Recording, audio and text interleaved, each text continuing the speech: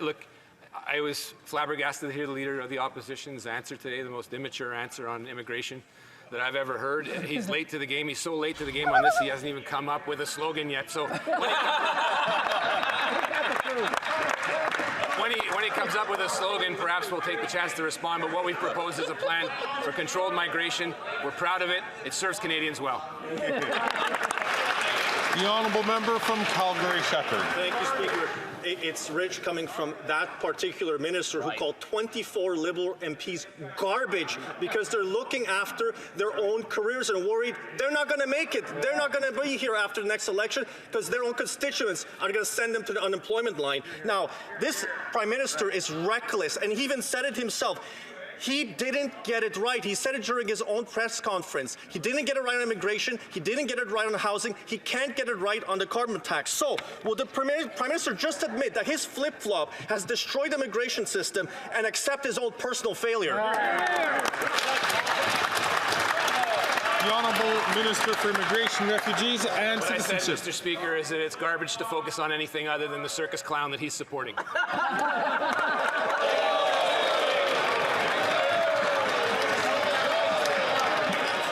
Strains on our healthcare system, food banks, not to mention some cracks in our security screening processes. Was this an admission of dropping the ball on this file? You know, Jamie, the Prime Minister put me in that position to make a few things change. I think we realized everyone has an opinion about Canadian federal politics. Oh, yeah. Hey gang, what's up? Just Aaron right here, Canadian Looney. So we have our minister here, Mark Miller. He's the Minister of Immigration. This is for you, Mr. Pickles. This asshole is putting Canada under the gun of immigration. He's not good at his job. He's not good at talking. He's not good to look at. What is he worth? He's going under the bus. Trudeau is going to toss this red-headed brother under the bus. Like, he's a mess. Doesn't know how to speak. Just a loser. Check him out. This is what we have in Trudeau's cabinet. A bum minister like Mark Miller.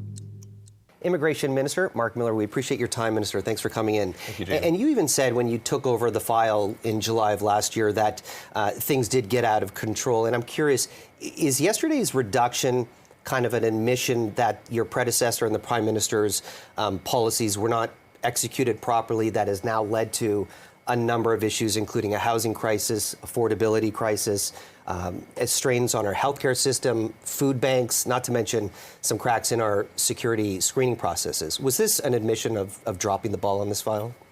You know, Jamie, the Prime Minister put me in that position to make a few things change. I think we realized as a He's such a goof, guys. Just listen to him. Government that we need to take a look at what the immigration system was doing in terms of the flow and the volume into Canada, and to give a better portrait to Canadians about what the general population looked at, particularly with the influx of temporary residents. We knew, and my predecessor knew, that things had to change. It's arrogant for ministers to sort of look behind, say what could have, would have, should have happened. So this funny-looking doofus uses the word arrogant. What a mistake, Mark Miller. You're a fool. Let's continue to watch you bury yourself. You're a fool.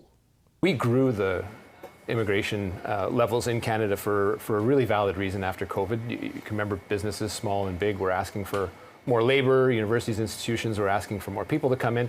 So we did this for a reason, and it kept us out of a recession. I wouldn't spit on that, but those things have come with a conundrum and an impact on affordability. I don't think we should exaggerate and put all in the backs of immigrants. But Canadians have been telling us for some time, economists have been telling us, provinces have been telling us that we need to adjust. And I think the plan that we did yesterday, which is a significant reduction, I won't underplay it, but it is something that is reasonable and a plan that provides for controlled managed growth over the next 3 years. And I think that's what Canadians expect us to do and expect a responsible government. Yeah, and in immigration, so important to our economy, but given this is about a 20% reduction, we do have an aging workforce that is retiring. You guys have put a cap on student visas, so a lot of those businesses are going to be looking for those workers, but with these reductions, is the workforce even going to be there moving forward? Jamie, I think we're in a pretty lucky position as a country. We have a lot of domestic labor here where businesses can certainly readjust. And you mentioned a really important point. When I was born, there were 7 workers to 1 retiree.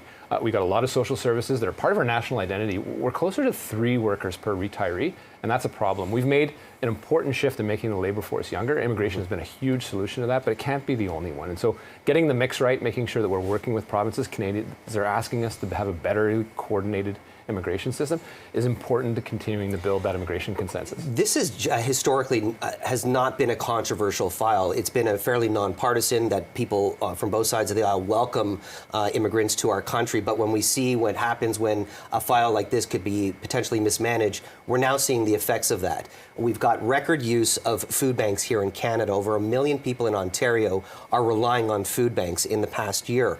We have over 50% of the refugees that land here in Toronto are occupying our shelter systems, which is not a long-term solution. And for many Canadians who have lived their entire lives here, many of them are finding themselves living in tent encampments because life has become so unaffordable under your government.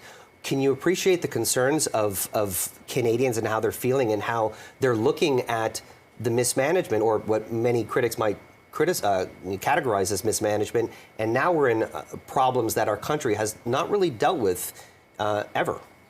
Yeah, and I wouldn't say that immigration hasn't been uncontroversial. We spent our first election talking about Syrian refugees, the evacuation of Kabul in the last election, the welcoming of Ukrainians. So immigration has always been a hot topic. It is indeed, I think, supercharged, particularly in the last year. And we are facing challenges of affordability. Obviously, I wouldn't put that all on the backs of immigration, but the flow has contributed to affordability challenges. I think the plan that we put forward is fundamentally a reasonable one, and I think it shows to those people that decide whether we have rate cuts. We just saw a significant rate cut, which will impact affordability for everyone in this country, some significant changes. And they're looking keenly at this immigration plan that they need to see as reasonable. And I think we have to propose that to Canadians. The federal government has its share of responsibilities, but so do provinces and territories.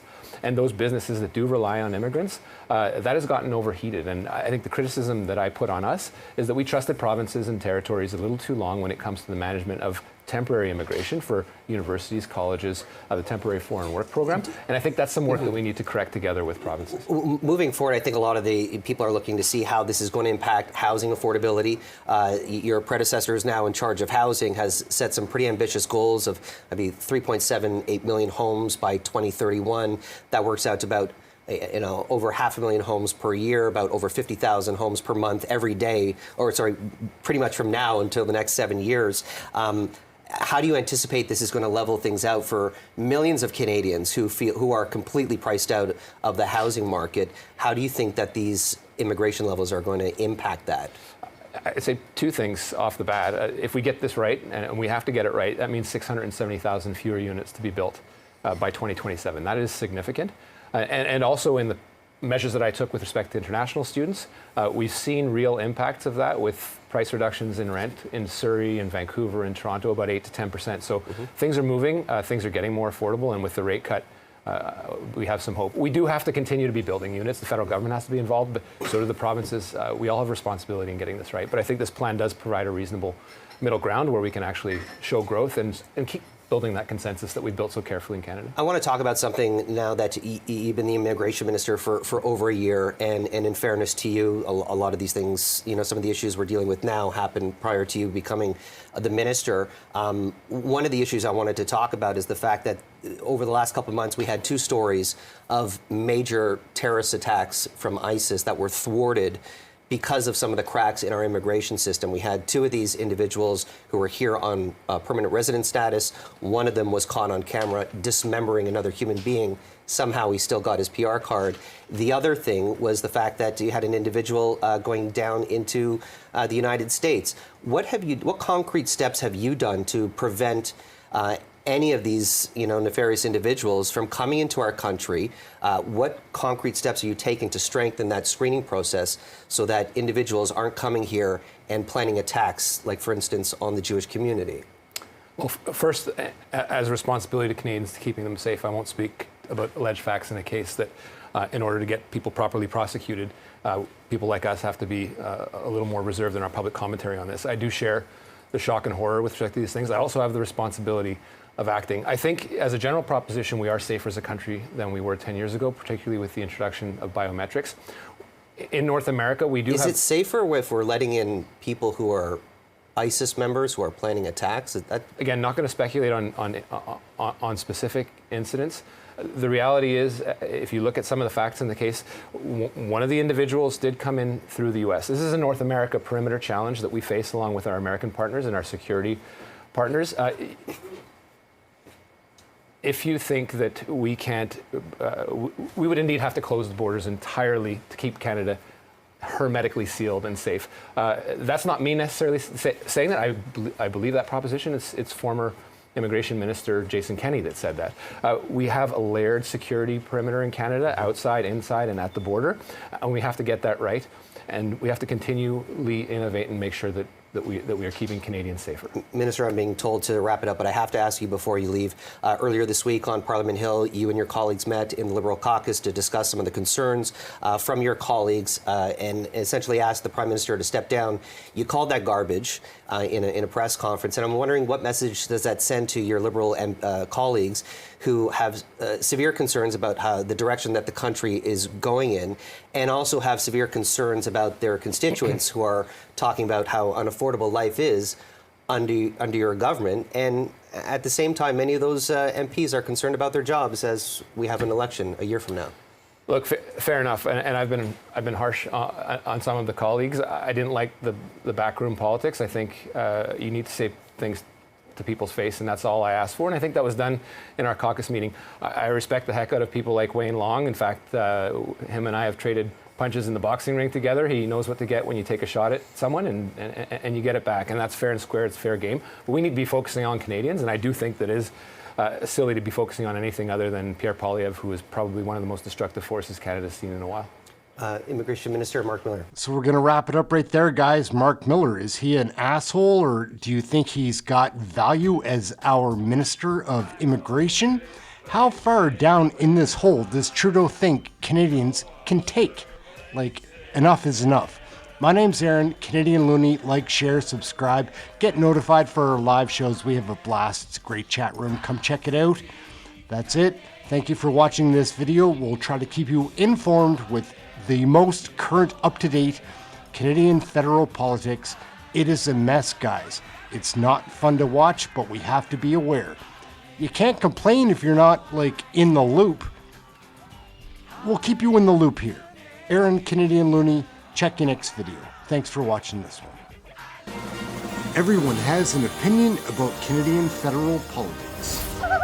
Oh, yeah.